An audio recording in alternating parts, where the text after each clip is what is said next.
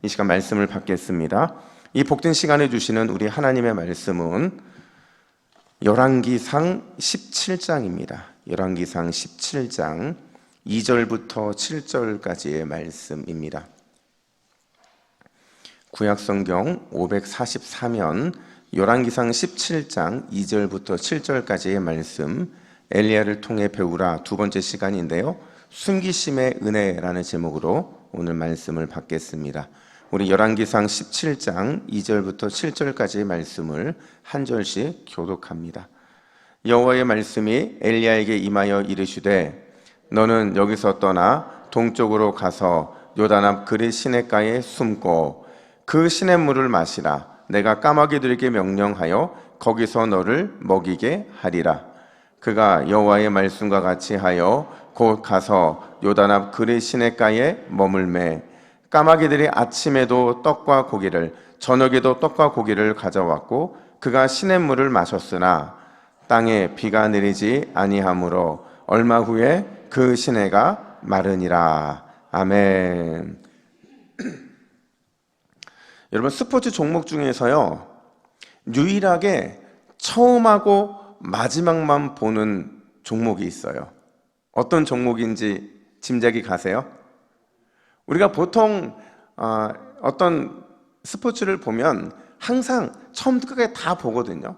근데 유일하게 이 종목만 처음과 마지막만 봐요. 거의 대부분이.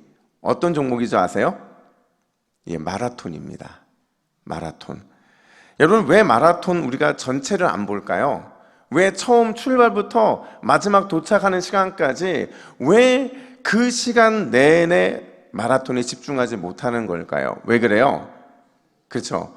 42.19km를 2시간 동안 달리는데 그게요, 그 여정이 너무 단조로워요. 너무 지루합니다. 누가 앞서고 뒤서고 이렇게 하다가도 언제만 보면 마지막 결론이 나요? 마지막 꼬림만 보면 되거든요. 그러니까 출발할 때는 응원차 보다가, 그러다가 중간에 다른 데 보고 다른 거 보다가, 그리고 맨 마지막에 이제 한 2시간 정도 지나갔을 때에, 그리고 마지막 결과를 보기 위해서 우리 꼬린 장면을 보게 되는 거죠. 그러니까 마라톤의 중간 과정은 굉장히 인기가 없습니다. 그럼 이렇게 질문을 한번 해볼게요. 여러분, 마라톤을 우리의 신앙에 비유해보면 우리의 신앙에도 출발이 있습니다. 그리고 과정이 있어요. 그리고 도착이 있어요. 이 중에서 뭐가 가장 중요할까요?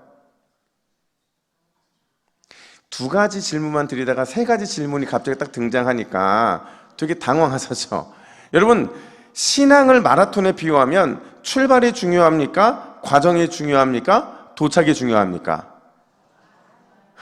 그렇죠. 다 중요한데 그 중에 하나만 꼽는다면 뭐가 중요할까? 이렇게 한번 설명을 해볼게요. 여러분, 성경을 구속사적으로 우리가 보면요, 딱 네 가지로 이게 구분할 수 있어요. 창조와 타락과 구속과 완성이라는 관점으로 볼 수가 있습니다.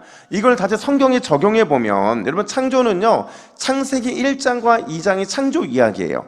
그리고 창세기 3장은 무슨 얘기예요? 타락의 얘기죠.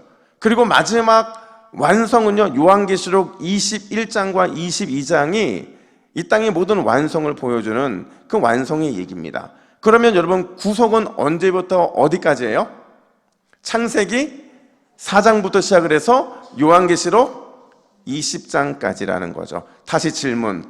여러분, 성경의 관점으로 보면 신앙은 출발이 중요합니까? 과정이 중요합니까? 도착이 중요합니까? 다 중요하지만 그 중에서도 과정이 굉장히 강조되고 있는 것을 우리가 보게 된다라는 거죠. 자, 그러면 이렇게 질문해 볼게요. 여러분, 엘리야라는 선지자를 우리가 잘 알고 계시잖아요. 지난 시간에 역사에 처음 짠 등장하는 선지자 엘리야를 우리가 금요일날 다뤘는데, 엘리야가 등장한 지난주 시간에 본문이 중요합니까? 아니면 엘리야가 불병거를 타고 천국으로 올라간 마지막 장면이 중요합니까? 아니면 우리가 해야 되는 이 이야기가 중요합니까? 당연히 그렇죠. 이 과정, 엘리야가 되는 그 과정의 이야기가 굉장히 중요해요. 그럼에도 불구하고 우리가 지난 첫 시간에 엘리야의 등장을 살펴보면서 그의 등장이 매우 특별했다고 말씀을 드렸어요. 왜 특별했냐면 그 외모가 그렇습니다. 여러분, 엘리야의 몸에는 뭐가 많을까요? 그저 털이 많아요. 예, 털이 많고 허리에는 뭘 띠고 있어요? 가죽띠를 하고 있죠. 그러니까 외모부터가 굉장히 특별한 모습이었어요. 근데 그의 이름이 더 특별했죠. 그러니까 그의 이름은요, 하나의 메시지 같은 역할을 했는데, 여러분, 엘리야라는 이름에 하나님을 상징하는 표현이 몇 번 들어간다고 그랬어요? 몇 번이요? 2번. 이걸 아시는 분들, 금요일날 오신 분들.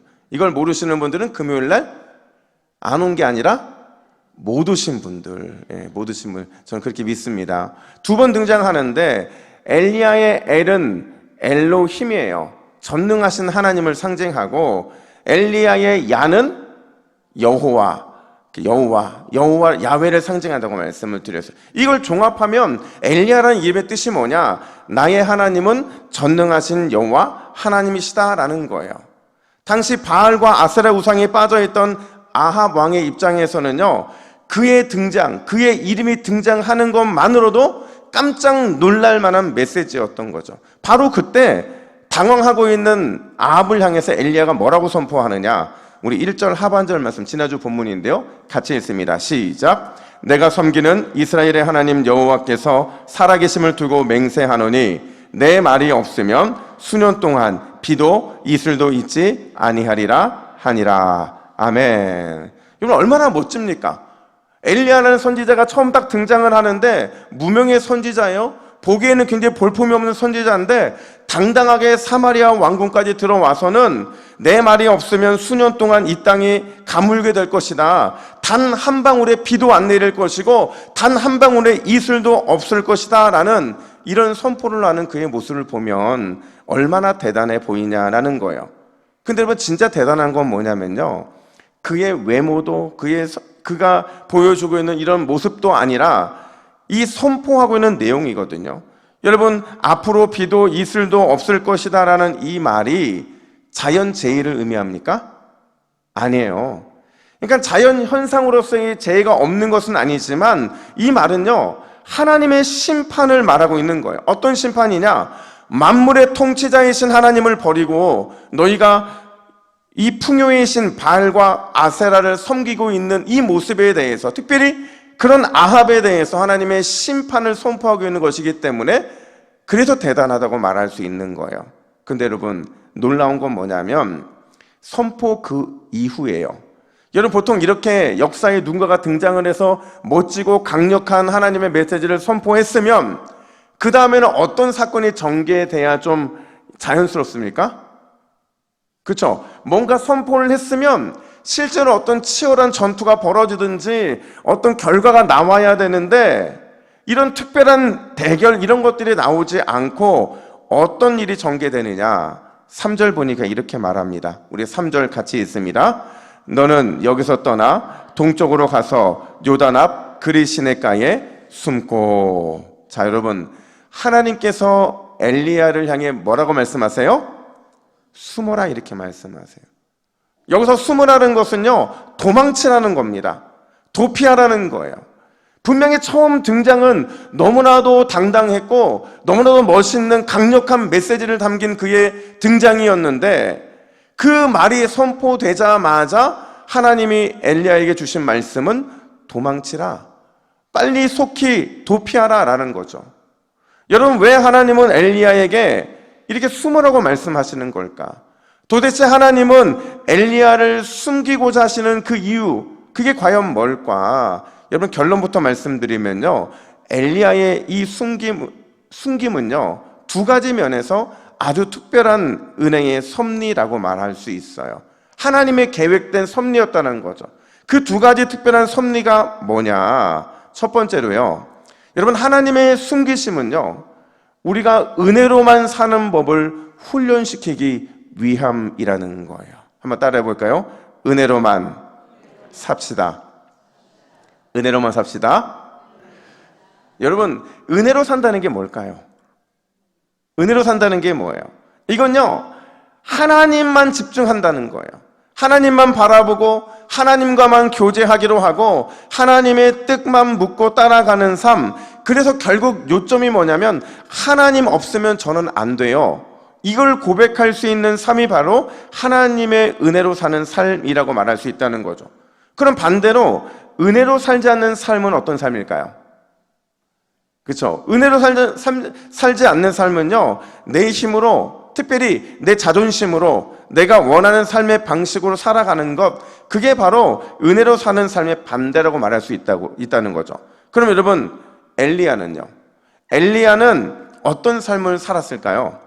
은혜로 사는 삶이었을까요? 아니면 은혜와 반대되는 삶을 살았을까요? 잘 고민해 보세요. 여러분의 한마디가 진짜 엘리야를 죽일 수도 있고 살릴 수도 있어요. 여러분, 엘리야는 은혜로 사는 사람입니까? 은혜와 반대된 삶을 사는 사람입니까? 아마도 은혜로 살려고 몸부림치고는 있었겠지만 여전히 그는 은혜로 사는 법이 무엇인지를 배워야 하는 초짜 선지자였고, 은혜로 사는 법이 무엇인지를 정확하게 알아야 되는 그런 수준에 있었던 것 같아요. 그래서 하나님께서 엘리야를요, 그에게 있어서 만약에 도망치려고 하면 어디가 가장 안전했을까요, 여러분? 분명한 건요, 그리시네가는 아니에요. 만약에 그가 도망하려고 한다고 한다면 자신의 고향에 숨는 게 가장 안전합니다. 왜냐하면 사마리아에서 가장 멀리 떨어져 있고요, 그리고 그곳에 가면 자기를 숨겨줄 수 있는 사람들이 있기 때문에 그래요. 거기가 어디예요? 요단 동편 기럇 디셉이라고 하는 동네, 거기로 갔어야 되는데, 근데 하나님께서 그를 보내신 곳이 어디예요? 그리시네가라는 거죠. 여기서 그리시라는 단어는요, 고립, 단절이라는 의미가 있어요. 왜 글로 보내셨느냐? 왜요? 자기 고향 사람들도 바라보지 말고 다른 환경도 바라보지 말고 누구만 바라보라고요? 하나님만 바라보고 하나님만 갈망하고 하나님만 구하는 훈련을 받으라고 하나님은 그를 그리시네가로 보내셨다는 거죠. 근데 그리시네가에서 하나님께서 엘리야를 다루시는 장면은요, 굉장히 혹독합니다. 얼마나 혹독하냐? 여러분 4절 말씀을 보세요. 4절 같이 있습니다. 시작. 그 시냇물을 마시라. 내가 까마귀들에게 명령하여 거기서 너를 먹이게 하리라. 아멘. 자, 여러분, 그 시냇물을 마시고 까마귀가 갖다 주는 먹이를 먹으라. 이거 은혜일까요? 은혜가 아닐까요? 우리는 너무 쉽게 생각을 해요. 여러분, 이게 은혜일 수도 있지만요, 엘리야 입장에서는 사실 자존심 상하는 겁니다. 왜요? 여러분, 시냇물을 마시라고 말씀하셨는데 시냇물은 어떻게 마시죠? 그렇죠. 무릎을 꿇어야죠. 허리를 숙여야죠.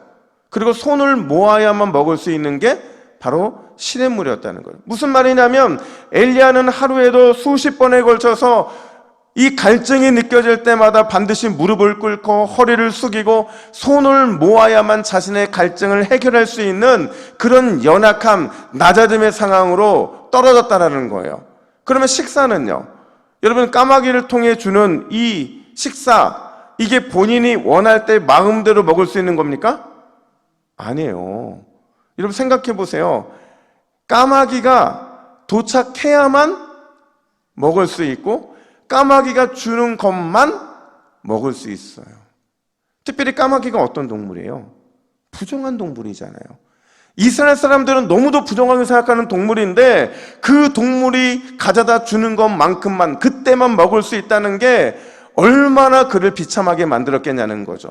여러분 다시 물어볼게요. 4절에서 그 시냇물을 마시고 까마귀가 가져다 주는 것을 먹는 것, 이게 단지 은혜로만 말할 수 있습니까? 아니에요. 엘리야로 하여금 아주 혹독하게 훈련을 받게 하시는 낮아짐의 훈련의 모습이 이 속에 담겨져 있다는 걸 보여주는 거죠. 근데 놀라운 건 뭐냐면요, 분명히 엘리야 입장에서는 뜻밖의 장소였어요. 뜻밖의 방법이었어요. 근데 이 훈련이 결국에 어떤 결과를 가져오게 만드느냐? 그 결과는 하나였어요. 오직 누구만 바라보게 만들었을까요? 하나님만 바라보게 만들었다는 거죠. 엘리야의 시선이요, 오직 하나님만 향하게 만들었다는 거죠. 그 증거가 뭐냐면 특별히 18장에 보면 갈멜산 전투가 벌어지게 되잖아요. 여러분 생각해 보세요. 갈멜산 전투에서 850대 1로 싸운다는 거, 이거 감당할 만한 싸움입니까? 아니에요. 여러분 10대 1만 돼도 싸우기 힘듭니다. 근데 850대 1이에요. 자기 편은 한 명도 없어요. 그런 그가 두려움도 없이, 심지어 백성들을 향해서는 너희가 왜 우물쭈물 거르느냐, 어느 편에서든지 하나만 선택하라고 그렇게 닭을 칠 정도로 그런 여유로운 모습을 가질 수 있었던 이유, 그게 뭐냐면요, 그 안에 있는 어떤 능력이 있거나 어떤 힘이 있어서 그런 것이 아니라 엘리야의 눈에는 누구밖에 보이지 않았기 때문에 그런 거예요? 하나님밖에 보이지 않았던 거죠. 하나님에 대해서 완전히 고정되어 있다 보니까 그 훈련을 이미 받았기 때문에 그는 그 훈련으로 인해서 은혜로 사는 법을 배울 수 있었다라는 거예요. 여러분, 혹시 여러분 가운데 인생에 고난이 있으십니까? 힘든 일이 발생하셨습니까? 예기치 않은 슬픔, 이 슬픔을 당하셨습니까? 그렇다면 여러분, 그곳이 바로 여러분들의 그리 시냇가인 줄 믿으시기 바랍니다. 하나님께서 그곳으로 여러분들을 인도하셔서 때로는 그곳이 여러분들을 혹독하게 다루고 그 문제 때문에 무릎을 꿇고 허리를 숙이고 손을 모을 수밖에 없는 상황이 발생하고 내가 원하는 만큼 내가 원하는 때에 주어지는 것들이 아니라 할지라도 그건 분명히 하나님이 여러분을 보내시는 그리 시냇가라는 사실을 우리는 잊으면 안 돼요.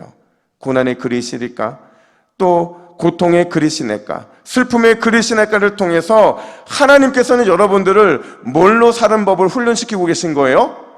은혜로 사는 법을 훈련시키기 때문에 그렇다는 거예요. 그렇다고 한다면 지금 여러분들은 비록 혹독한 훈련 가운데 있다 할지라도 가장 큰 은혜, 하나님의 은혜 안에 있는 줄로 믿습니다. 가장 안전한 곳에 있다는 거예요. 왜냐하면 그리 시냇가에 있어야만 공급하시고 채우시는 하나님, 기다림 가운데서도 가장 좋은 결말을 예비해 주시는 하나님, 그 하나님의 은혜를 누릴 수 있기 때문에 그렇다는 거죠. 그래서 여러분, 우리는 비록 하나님 한 분만 바라보는 훈련을 하기 위해 그곳에 있지만 결국 그곳이 우리의 삶에는 가장 안전한 곳이라는 믿음의 고백을 할 수 있는 그 은혜가 우리 안에 있는 줄로 믿습니다. 제가 예전에요, 이 강력한 태풍을 한번 맞은 적이 있어요. 그러니까 그때가 어떤 태풍인지 정확히 기억은 안 나는데 바람이 너무 강한 태풍이라고 해서 뭐 사람도 날아갈 만큼의 강한 태풍이라는 거예요. 보통 이런 태풍이 오면 보통 어떻게 해야 돼요? 그죠? 가만히 있어야 되는데 한번 그 태풍을 몸으로 맞아보고 싶은 거예요. 그래서 한번 나가봤습니다. 나가봤는데 살이 쪄서 그런지 날아가지는 않더라고요. 근데 바람이 세가지고요, 우산을 쓰면 우산이 뒤집어져요. 근데 감사하게도 제가 갖고 있는 우산은 이 골프 하는 분들이 쓰는 우산이라 뒤집어져도 다시 또 펴집니다. 그렇게 계속 우산을 폈다 폈다 하고 있는데 그렇게 바람 한번 맞아봤는데 그 바람이 밤새 지나갔어요. 지나가고 나서 제가 신방을 하려고 이제 거리로 차를 타고 쫙 나왔는데 거리가 어떻겠어요? 뭐 난장판이죠. 뭐 나무까지 떨어져 있고 나뭇잎 떨어져 있고 뭐 간판 떨어지고 막 난리가 났는데 제가 신방 가는 그 길에요, 일반 도로가 있고 도심의 도로가 있고 또 천변이 있었어요. 근데 제가 이 두 군데를 딱 가면서요, 신기한 거 하나 발견했잖아요. 도심에 있는 가로수들은요, 뿌리채 뽑힌 게 하나도 없었어요. 중간에 동강난건이 있었어요. 근데 도심에 있는 가로수들은 하나도 뿌리채 뽑힌 게 없었어요. 근데 여러분, 천변에 있는 나무들은요 아주 난리가 났어요. 천변에 있는 나무들은 부러진 게 아니라 아예 뿌리채 뽑혀가지고 여기저기 흐트러져 있는 걸 제가 봤어요. 여러분, 이유가 뭔지 아세요? 왜 도심의 가로수들은 뿌리가 뽑히지 않고 천변의 나무들만 뿌리가 뽑혔을까? 그 이유가 뭘까요? 그렇죠. 제가 혹시나 제가 추측한 게 틀린가 해서 산림청에 계신 분을 물어보니까 그 이유가 맞는 거예요. 그 이유가 뭐냐면요, 여러분, 도심의 가로수들은요 늘 뭐가 부족해요? 물이 부족하니까 자꾸 물을 얻기 위해서 밑으로 계속 뿌리를 내리고 살지만 천변에 있는 나무들은 강가가 강이 막 흘러가니까 물이 풍족하잖아요. 그러니까 뿌리를 깊이 내려요, 안 내려요? 안 내려요. 그러다 보니까 위로는 너무 잘 자라는데 뿌리가 깊지 못해서 결국에는 이 바람 때문에 뿌리채 뽑히더라는 거죠. 여러분, 신앙도 그렇습니다. 우리 하나님께서 우리를 그릴 시냇가로 보내시는 이유, 계속 무릎을 꿇고 허리를 숙이고 손을 모으게 하시는 이유, 매일 아침과 저녁으로만 채워주시는 이유, 그 이유가 뭐냐? 우리에게 은혜로 사는 법을 가르쳐주기 위해서라는 거예요. 그리고 은혜로 살아가는 이 방법을 알기 위해서는 영적인 뿌리를 깊게 내려야 하고, 그렇게 함으로 인해서 오직 하나님만 찾고 하나님만 구하고 하나님만 바라고 의지하게 하기 위함인 줄로 믿습니다. 이게 우리가 그리시네가에 있는 이유고, 거기에서 날마다 혹독하지만 하나님 앞에 무릎을 꿇고 허리를 숙이고 손을 모아야 되는 그 이유라는 거예요. 사랑하는 여러분, 저는 우리 동북의 믿음의 가족들이 올 한 해 그리시네가에서 하나님의 은혜로 사는 방법을 훈련받으시기를 간절히 축원합니다. 이 훈련은요, 우리를 더욱 굳건한 믿음으로 세워낼 거예요. 이 훈련은 우리를 더욱 하나님만 바라보고 그분의 음성에만 집중하게 할 거라는 거죠. 여러분, 이 훈련을 통해 더욱 하나님께 가까이 나아가시는, 그래서 믿음의 성숙함을 누리시는 우리 모든 동부교회 믿음의 가족들 되시기를 예수님의 이름으로 축복합니다. 뿐만 아니라 여러분, 엘리야를 숨기신 두 번째 이유가 있어요. 그 두 번째 이유가 뭐냐? 한번 따라해 볼까요? 부족할 때가 곧 채워질 때다. 여러분, 이 말의 의미 아시겠어요? 우리가 부족할 때 곧 하나님의 채움을 경험할 때라는 사실이에요. 여러분, 사실 엘리야는요, 굉장히 순종하는 사람이었어요. 하나님이 가라 하면 가고 하나님께서 외치라 하면 외칠 수 있는 순종의 사람이었는데, 보통 이렇게 순종의 사람들에게는 삶에 어떤 열매가 있어야 되느냐? 형통해야죠. 그 삶이 형통하든지 형통하지 않는다 하더라도 적어도 그 삶이 좀 부족하지는 말아야 돼요. 근데 오늘 7절은 뭐라고 말을 하느냐? 우리 7절 말씀을 같이 읽습니다. 시작. 땅에 비가 내리지 아니하므로 얼마 후에 그 시내가 마르니라. 자, 여러분, 한 분도 아멘 안 하셨잖아요. 그죠? 지금 시내가 마르니까 여러분도 아멘을 안 할 정도인데 엘리야는 얼마나 아멘하기가 힘들었겠어요.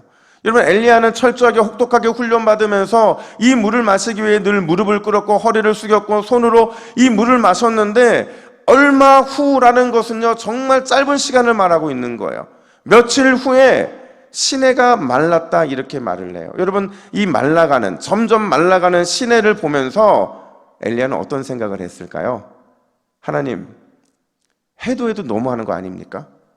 내가 뭘 그렇게 잘못했다고 저를 이렇게 죽이려 하십니까? 이랬을까요? 아니라는 거죠.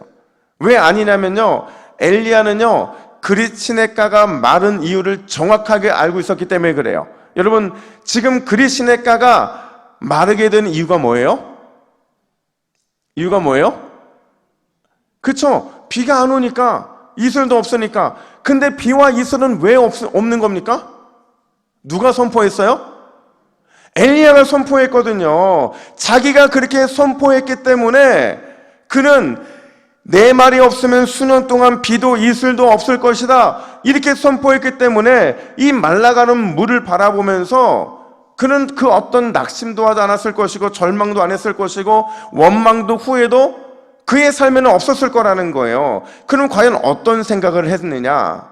아마도 엘리야는 부족할 때가 곧 하나님의 체험을 경험할 때다라고 생각했을 거라는 거죠. 자, 보세요. 여러분, 엘리야는요, 지금 그리시네가를 바라보면서 그 그리시네가가 말라가는 것을 자기의 생각과 자기의 마음으로 바라보고 있지 않아요. 자기가 선포했던 것처럼 하나님께서 어떻게 그리시네가를 마르게 하는지를 바라보고 있었고, 그랬더니 진짜 땅에 비가 내리지 않는 거예요. 이슬도 사라져버린 거예요. 그리고 결정적으로 얼마 후, 며칠 후에 그 시내가 마르는 것을 그 눈으로 보고 있더라는 거죠. 근데 여기에 엘리야의 어떤 반응도 등장을 합니까?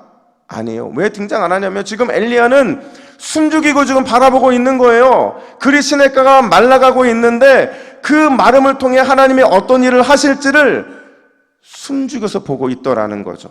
말씀대로 그리시네가가 말랐으니 다시 하나님의 말씀이 어떻게 임하실지, 어떤 놀라운 말씀으로 나타나게 될지를 잠잠히 기다리면서 지켜보고 있었더라는 거죠.